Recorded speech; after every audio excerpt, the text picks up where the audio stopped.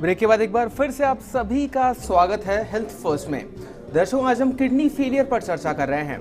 Doctor साहब, आपसे जानना चाहूँगा कि किस तरह कोई भी व्यक्ति किडनी की केयर कर सकता है, वो बताएं आप। हमारे जितने भी जो दर्शक अभी आपको देख रहे हैं उन्हें।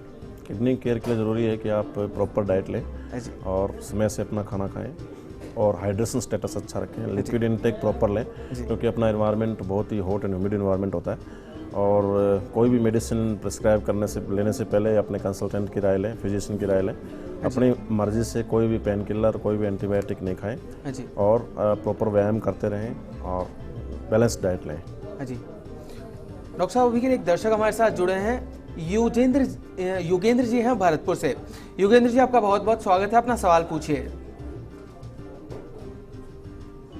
युगेंद्र जी, अपना सवाल पूछिए। 11 mm का पथरी है उसमें किडनी में जी, तो इसके लिए क्या उपचार करना चाहिए?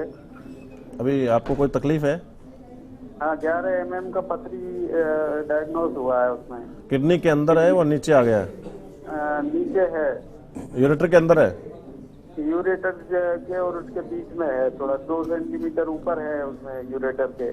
यूरेटर और किडनी के बीच में है ना, तो अपने को एक सर्जन की, यूरोलॉजिस्ट की राय लेनी चाहिए, क्योंकि वो किडनी में रुकावट कर रहा है। अपने 11 mm की जो पथरी होती है वो नीचे पेशाब में नहीं आएगा, तो उससे आपका किडनी के अंदर रास्ता रुकने से और किडनी के अंदर यूरिन भरने से किडनी डैमेज हो सकता है। तो आपको तुरंत और यूरोलॉजिस्ट की राय लेनी चाहिए और आपको टेस्ट करना चाहिए। क्रेटिनिन भी देखना चाहिए कि रुकावट से हो सकता है आपका क्रेटिनिन भी बढ़ना स्टार्ट हो गया हो। तो बेहतर है कि आप तुरंत अपने नियर बाई अच्छे यूरोलॉजिस्ट की राय लें और उनकी सलाह लें। जी डॉक्टर साहब, से मैं जानना चाहूँगा, किसी भी व्यक्ति अगर मान लीजिए किडनी फेल हो जाती है और या फिर और कोई समस्या हो जाती है किडनी से संबंधित, तो क्या उसका इलाज संभव होता है और या फिर नहीं होता? क्योंकि इसे लेकर बहुत सारी भ्रांतियां हैं लोगों में। किडनी फेल होने पे उसका इलाज पूरी तरह से संभव है, डरने की कोई ज़रूरत नहीं है। अगर एकदम से कोई किडनी खराब हुई है, जिसको हम एक्यूट किडनी इंजरी बोलते हैं आजकल, उस स्टेज में वो किडनी परमानेंट बिल्कुल नॉर्मल हो सकती है। बहुत सारे पेशेंट हमारे पास आते हैं जिनको एकदम से पेशाब बंद हो जाता है। उसके बहुत सारे कारण भी मैंने आपको बताए, जैसे इन्फेक्शन, मलेरिया, डेंगू, मैनी, है ना, जैसे डिलीवरी हुआ, हिस्टेक्टमी हुआ, कोई इन्फेक्शन हो गया। तो ये पेशेंट जैसे अपने जो बेसिक कारण है उसका अपने इलाज करते हैं, पेशेंट ठीक हो जाता है, उसकी किडनी भी स्टार्ट हो जाती है। कुछ समय के लिए उस पेशेंट को हमें डायलिसिस करना पड़ता है, लाइफ सपोर्ट देना पड़ता है। तो पेशेंट मन में सोचते हैं कि एक बार डायलिसिस किया तो उम्र में करना पड़ेगा। ऐसा नहीं है। टेम्परेरी किडनी खराब हुई है एकदम से, वो बिल्कुल ठीक हो जाती हैं। उनको डायलिसिस करने देना चाहिए, उसका इलाज करने देना चाहिए और एक लेवल जैसे ही आउटपुट स्टार्ट होता है, यूरिन आउटपुट आ जाता है, पेशेंट धीरे धीरे रिकवर कर जाता है, हम डायलिसिस बंद कर देते हैं। कुछ कंडीशन है जिसमें परमानेंट गुर्दा खराब हो जाता है, जैसे डायबिटीज़, बीपी और अन्य कारणों से होता है। ऐसी परिस्थिति में परमानेंट डायलिसिस या ट्रांसप्लांट करना पड़ता है। तो हम ये देखते हैं कि बंदे की एज क्या है, उसकी अन्य कोई मॉर्बिडिटी और फैक्टर तो नहीं है। जैसे कोई पेशेंट डायबिटिक है, उसको हार्ट की डिजीज़ है, उसके नस ब्लॉक है या उसका बाईपास किया हुआ है, एंजियोप्लास्टिक किया हुआ है, ये थोड़े हाई रिस्क केस होते हैं। हालांकि अगर वो फिट है, उनका हार्ट का स्टेटस अच्छा है, कार्डियक फंक्शन बढ़िया है, तो उसमें भी हम ट्रांसप्लांट कर सकते हैं। बाकी सभी यंग एज में up to age of 60 year kidney transplant संभव है। अगर किडनी ट्रांसप्लांट कराने वाला इंसान बिल्कुल फिट है, प्रॉपर डायलिसिस करा रहा है और एकदम फिट है, तो हम ट्रांसप्लांट कर सकते हैं। और 60 ईयर्स के बियॉन्ड जिनको अन्य बीमारियां एसोसिएट हो, जिनको हार्ट की बीमारी हो, डायबिटीज़ हो और अन्य बीमारियां इन्वॉल्व हों, ऐसे लोगों में हम ट्रांसप्लांट नहीं करते। ऐसे में हमें डायलिसिस करना पड़ता है और वो उम्र भर डायलिसिस करते हैं। इसमें 7 दिन में 3 बार डायलिसिस करना होता है, खून का डायलिसिस करते हैं। इसमें 3 बार करने से बंदा बिल्कुल फिट रहता है, अच्छी खुराक उसको हम अलाउ करते हैं, हाई प्रोटीन डाइट लेता है और वो बिल्कुल नॉर्मल इंसान की तरह ज़िंदगी जीता है। ज़्यादातर लोग पैसे की वजह से या डिस्टेंस की वजह से वो 2 बार आते हैं। 2 बार भी अगर बंदा रेगुलर आता है तो भी वो आराम से अपनी ज़िंदगी जी सकता है डायलिसिस करा के। जी डॉक्टर साहब, बहुत बार देखा जाता है कि लोग दिनचर्या में बहुत ज़्यादा व्यस्त रहने की वजह से यूरिन को रोक लेते हैं, तो उससे भी क्या किडनी फेलियर होने का खतरा रहता है लोगों में? यूरिन वैसे तो अपने रोक नहीं सकते, क्योंकि सेंस बहुत पेनफुल होता है। फिर भी अगर कोई ऐसा विलफुल करता है, दैट इज़ रॉन्ग, नहीं करना चाहिए। ऐसा करने से नुकसान होगा, क्योंकि अपने पेशाब रोकेंगे तो वो बैक फ्लो अपना किडनी पे इफेक्ट करेगा और किडनी को डैमेज करेगा। जी डॉक्टर साहब, से जानना चाहूँगा, अभी आपने किडनी ट्रांसप्लांट की बात की, तो अगर मान लीजिए कोई व्यक्ति किडनी ट्रांसप्लांट करवाता है तो उसके बाद कितनी जल्दी हील कर जाता है वो व्यक्ति, वो जानना चाहेंगे आपसे।